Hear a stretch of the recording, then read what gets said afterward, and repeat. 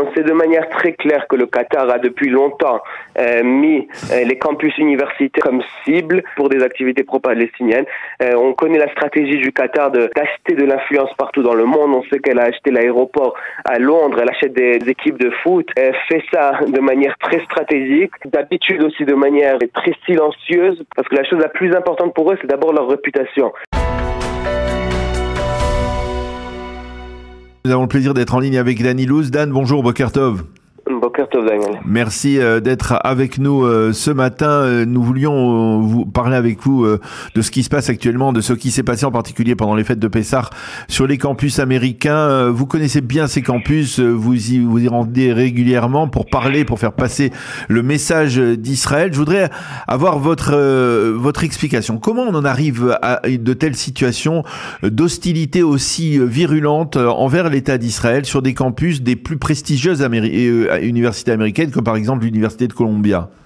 Alors, il y a plusieurs choses qui se sont arrivées en même temps, mais je dois vous dire, moi, la chose qui est la plus claire, c'est que on a ici un autre exemple, que lorsqu'il y a des gens qui essayent de nous intimider, et qu'au lieu de se battre contre eux, on essaye de les apaiser. Alors, le problème, il ne fait que grandir. Je dois vous dire une histoire personnelle qui m'est arrivée à moi. Quelques jours avant Pessah, j'étais aux États-Unis, j'étais à Columbia. C'était à peu près 48 heures avant que tout ce qui s'est passé et qu'on a vu sur toutes les nouvelles partout dans le monde avec l'encampement qu'ils ont fait à Columbia illégal est arrivé. 48 heures avant ça, j'étais là-bas pour parler aux étudiants pro-israéliens. Je dois vous dire, l'administration de Columbia a fait tout ce qu'elle pouvait pour essayer de m'empêcher de parler. Elle n'a pas réussi parce que c'était mon droit légal de venir et de parler aux étudiants, mais elle a essayé de faire tout ce qu'elle pouvait en approuvant le fait que je viens seulement 24 heures avant, en nous forçant de demander à chaque personne qui va venir de s'inscrire en avance et en nous demandant que cette inscription se finisse à 2 heures de l'après-midi après qu'elle ait juste un jour en avant approuvé le fait que je vienne. En fait, vous dites que c'est la direction de l'université qui agit de la sorte, qui est anti-israélienne dans le fond. C'est pas seulement les étudiants.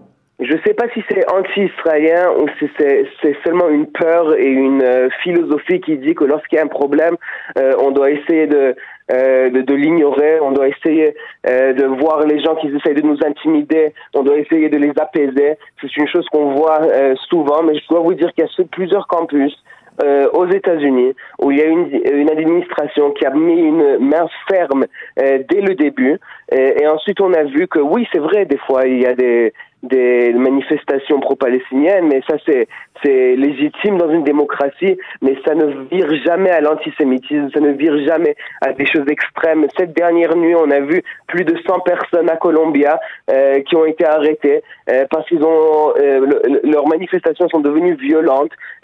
Ils sont déjà depuis longtemps antisémites et on voit que ça vire dans une mauvaise direction lorsqu'on ne met pas une main ferme dès le début. Comment ça s'explique précisément, par exemple, à Columbia? Columbia, c'est New York, c'est une ville où il y a une forte communauté juive. Je suppose que de grands donateurs financent cette université. On sait qu'il y en a un qui s'est retiré, je ne me rappelle plus de son nom, mais qui a décidé de cesser ses contributions à l'université de Columbia. Comment vous expliquez que ce soit précisément à New York que le foyer de tension anti-israélien soit aussi vive? Alors, d'abord, je dois répéter encore que l'administration ici, elle a une très grande responsabilité. Mais c'est pas seulement ça. Je pense que les groupes pro-palestiniens au niveau national, ils ont fait une pensée stratégique où est-ce qu'ils peuvent avoir un plus grand effet. Et ils ont choisi 2 campus où vous avez raison, il y a une grande population juive à Columbia et à Pennsylvania. L'université de Pennsylvania, c'est une université où à peu près 20% de l'université est juive. Et donc je pense pas que c'est par erreur ou par hasard que ça s'est passé comme ça. Il y a des groupes pro-palestiniens qui œuvrent à un niveau national et qui choisissent de manière stratégique où ils peuvent faire plus peur aux juifs. C'est du pur antisémitisme. Mais pour faire cela, Dan, vous êtes d'accord avec moi qu'il faut beaucoup d'argent, il faut beaucoup de moyens, beaucoup d'infrastructures. Qui fournit ces moyens, qui fournit cette infrastructure à ces manifestants? On sait de manière très claire que le Qatar a depuis longtemps mis les campus universitaires en Israël comme cible, pas seulement pour des activités pro-palestiniennes, mais aussi pour des activités pro-palestiniennes. On connaît la stratégie du Qatar d'acheter de l'influence partout dans le monde. On sait qu'elle a acheté l'aéroport à Londres, elle achète des équipes de foot, etc. Elle fait ça de manière très stratégique, d'habitude aussi de manière très silencieuse pour que ça se passe de manière... c'est un long processus qui prend du temps pour aboutir à ce qu'on a vu hier soir, mais on sait qu'il y a beaucoup d'argent du Qatar qui a été investi dans les campus universitaires. Je dois vous dire qu'il y a certains campus universitaires aux États-Unis où l'influence du Qatar est à un point où elle peut décider si un professeur va recevoir sa permanence ou ne pas la recevoir. C'est à ce point parce qu'elle est tellement investie dans certains de ces campus. Alors la Colombie, c'est pas arrivé à ce point-là, mais elle a eu son influence de diverses autres manières. Vous pensez que c'est le cas également, par exemple, à Sciences Po, où l'on a vu également des manifestations extrêmement anti-israéliennes ces derniers jours? On a vu ça aussi à la Sorbonne, on a vu ça partout dans le monde, on voit ça au Canada bien sûr, on voit ça partout dans le monde. C'est le grand investissement du Qatar, c'est plutôt aux États-Unis. Mais après, ça veut dire dans les campus universitaires. C'est plutôt aux États-Unis, mais on sait qu'ensuite ça inspire plusieurs choses qui existent partout dans le monde. On a dit, c'est vrai, on a dit que justement parce que le Qatar craignait que toute sa stratégie soit révélée aujourd'hui, il prend un peu de recul par rapport aux négociations sur la libération des otages, il laisse un peu l'Égypte agir. Est-ce que vous pensez qu'effectivement, au sein du Qatar, aujourd'hui, dans la constellation actuelle internationale, on redoute de voir cette stratégie globale dévoilée et de voir le Qatar mis en cause directement par plusieurs régimes occidentaux? La grande force du Qatar, c'est qu'elle est acceptée par tout le monde, bien sûr pas par Israël, parce que ça veut dire, à moins qu'on soit obligé, comme dans le cas des otages, mais nous, on sait exactement c'est quoi ses intentions, mais elle est acceptée théoriquement partout dans le monde, et la chose qu'elle craint le plus, c'est sa réputation. On a vu ça de manière très claire pendant la Coupe du Monde, où elle a tout fait pour que sa réputation reste très très propre, même quand il y avait des questions d'esclavage, parce qu'ils ont utilisé des esclaves pour bâtir les stades, mais aussi dans tout ce qui avait à voir avec Israël et laisser les Israéliens rentrer sur leur territoire, etc. Ils ont été très souples pendant la Coupe du Monde, parce que la chose la plus importante pour eux, c'est d'abord leur réputation. Avec cette réputation, après, ils réussissent à faire plusieurs choses, mais s'ils perdent leur réputation, alors ça devient très problématique. Je dois vous dire de manière personnelle, je peux pas vous dire des noms, parce que c'est quand même des conversations privées, mais lorsque j'étais à Washington et j'ai essayé de parler du Qatar à plusieurs membres du Congrès américain, j'ai vu leur influence là-bas aussi. Ça veut dire ils ont aussi une influence économique sur plusieurs politiciens. C'est très clair pour moi. J'ai vu comment ils étaient inconfortables lorsque je leur parlais du Qatar. Je leur disais comment c'était important de dévoiler au monde la place problématique que le Qatar a sur la scène diplomatique internationale, et ils n'étaient pas confortables avec cette demande. Je peux vous le dire très clairement. Même des politiciens qui aiment beaucoup Israël. Alors justement, face à cela, que peut faire le gouvernement israélien? On sait qu'il y a un ministère de la diaspora, on sait qu'il y a un ministère, qui est aussi une forme de ministère de la Hasbara, de la communication d'Israël. Comment est-ce que c'est un combat perdu d'avance face aux moyens investis par le Qatar? L'État d'Israël ne peut pas être confronté à de tels moyens. Comment on peut lutter efficacement à l'intérieur de ces campus pour essayer de renverser la tendance? Écoutez, comme on a vu qu'après le 7 octobre ici, il y a une génération de soldats très braves qui se sont soulevés et qui ont défendu Israël, alors d'une même manière, on a vu ça sur les campus. Il y a plusieurs groupes aussi pro-israéliens qui se battent, ils ne restent pas silencieux. Et nous, en tant qu'Israël, on doit les soutenir. On doit les soutenir financièrement, on doit les soutenir en leur donnant de l'information de manière directe. Et aussi, j'ai envie de dire une chose, c'est vrai qu'eux, ils ont beaucoup d'argent, mais nous, on a une chose qu'eux, ils n'ont pas, et c'est la vérité. Ça veut dire l'histoire d'Israël est basée sur des faits, sur des vérités, pas sur des inventions, comme toutes ces accusations de génocide, etc., qui existent sur les campus aujourd'hui contre Israël. Nous, on a la vérité de notre côté, et donc avec la vérité et un investissement intelligent, je pense qu'on a une très bonne chance non pas de gagner contre les personnes qui sont déjà indoctrinées, mais il faut se rappeler que même s'il y a des milliers de personnes indoctrinées sur le campus, il y a des autres milliers de personnes et même des dizaines de milliers qui sont seulement neutres et qui voient ça du côté. Ils sont pas engagés, et c'est ces personnes qu'il faut plutôt convaincre. Et je dois vous dire que même des fois, lorsqu'on voit que les manifestants pro-palestiniens, ils exagèrent, comme ils ont fait dans la dernière semaine, alors ces personnes qui sont au milieu et qui sont neutres, ils ne sont pas convaincus par ces exagérations. Au contraire, ils ne veulent pas en faire partie. Et donc ça, d'une certaine manière, ça nous aboutit dans quelque chose qui nous aide et qui nous fait moins de mal de ce qui a l'air d'habitude que du côté. Parce que ces personnes, ils ne veulent pas être associées avec des groupes violents, des groupes pro-terroristes. Ils voient ça comme quelque chose d'exagéré. Alors, je voudrais, Dan, que l'on aborde avec vous un autre sujet qui est plus interne en Israël. On le voit autour d'un possible accord avec le Hamas sur la libération de certains otages, parce qu'on n'a pas l'impression que tous les otages seront inclus dans cet accord. Et de l'autre côté, la possibilité d'une opération militaire israélienne dans la ville de Rafah. On a le sentiment que le gouvernement est ébranlé. On a le sentiment que Benyamin Netanyahou hésite. Quel est, à votre avis, si vous deviez murmurer à l'oreille de Benyamin Netanyahou un conseil, quel conseil lui donneriez? Continuer c'est-à-dire à aller jusqu'au bout de l'opération israélienne, conquérir la ville de Rafah, y compris avec la problématique que cela peut avoir dans les relations avec les Américains ou même avec l'ensemble de la communauté internationale qui s'oppose à cette opération, ou alors justement essayer de tout miser sur un possible accord avec le Hamas qui pour l'instant ne donne pas encore de réponse? Écoutez, moi je dois vous dire que je murmure pas, je crie les choses.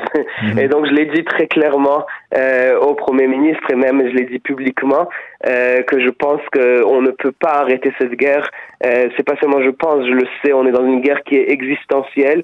Après le 7 octobre, si on ne détruit pas le Hamas, alors on donne un message au monde qu'on peut faire le genre d'atrocités qui ont été faits le 7 octobre contre le peuple juif, et ensuite continuer à survivre, et ensuite se rebâtir et les refaire. Et c'est pas quelque chose qu'Israël peut survivre avec ce genre de message qui est donné, surtout pas lorsqu'on sait qu'on a des autres ennemis qui nous regardent et qui essayent de voir comment est-ce qu'on répond au 7 octobre. Et donc on doit aller jusqu'au bout.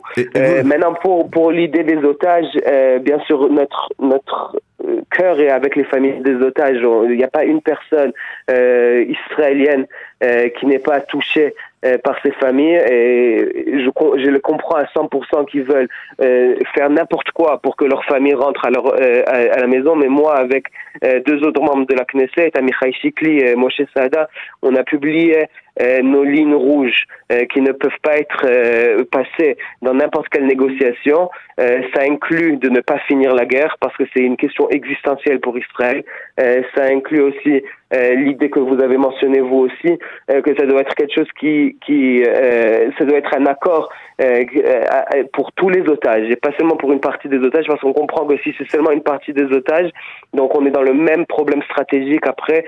On n'a pas avancé. Et encore plus, on a peut-être même laissé ces autres otages qu'on laisse à Gaza, on va les laisser là-bas pour toujours. Et donc, s'il y a un accord, il doit être un accord pour tous, et non pas pour seulement certains. Et ensuite, on laisse le Hamas faire une sélection et de décider qui va laisser à Gaza pour toujours et qui va nous ramener en Israël. On peut pas accepter ce genre de choses. Et la dernière chose qu'on a dit, c'est qu'on doit pas laisser les civils palestiniens rentrer au nord de Gaza avant qu'il y ait vraiment tous les otages qui sont chez nous. Ça veut dire d'abord les otages ils rentrent en Israël, et ensuite on peut commencer à parler de laisser les civils palestiniens rentrer au nord de Gaza. Ça peut pas être de l'autre côté. La main sur le cœur, Dan, vous ne pensez pas que finalement, effectivement, il peut y avoir une nécessité de rentrer dans la ville de Rafah, mais que Qu'est-ce qui va se passer après? C'est-à-dire le jour où l'opération de Rafah sera terminée,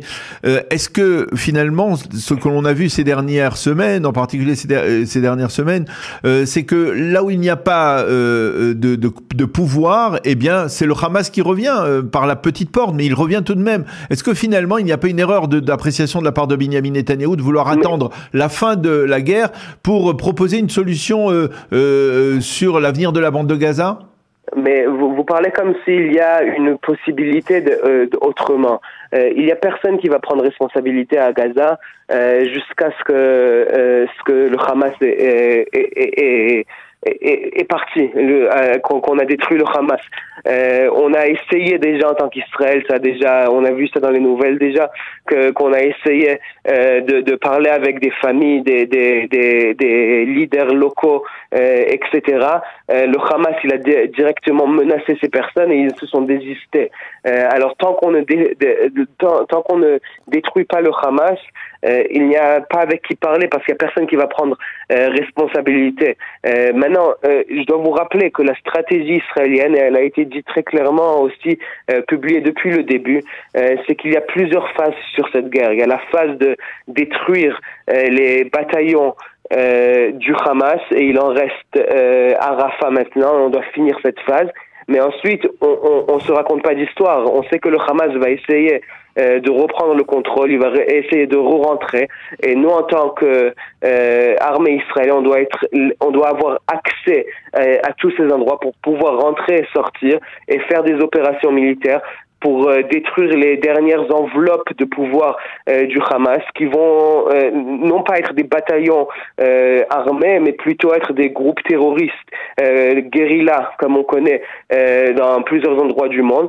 Mais ça, on l'a dit depuis le début, et donc on le sait. C'est pas une chose qui nous surprend maintenant que le Hamas essaye de reprendre contrôle, qu'on a besoin de faire des opérations dans des endroits où on a déjà été dans le passé. On le savait depuis le début, ça nous surprend pas, mais c'est pas le même Hamas. C'est pas un Hamas avec une armée organisée. C'est un Hamas qui est une sorte de groupe guérilla qu'on doit se battre contre ce groupe terroriste. Faire la différence donc entre effectivement un Hamas qui ressemble effectivement à une armée comme on l'a vu au début de la guerre et un groupe terroriste qui est, on va dire, moins offensif et peut-être plus maîtrisé. Merci beaucoup Dan Ilouz d'avoir accepté de répondre à nos questions, en particulier sur ce dossier extrêmement important et préoccupant de ce qui se passe sur les campus américains également en Europe. Merci d'avoir été avec nous ce matin. Bonne journée, à bientôt. Merci beaucoup.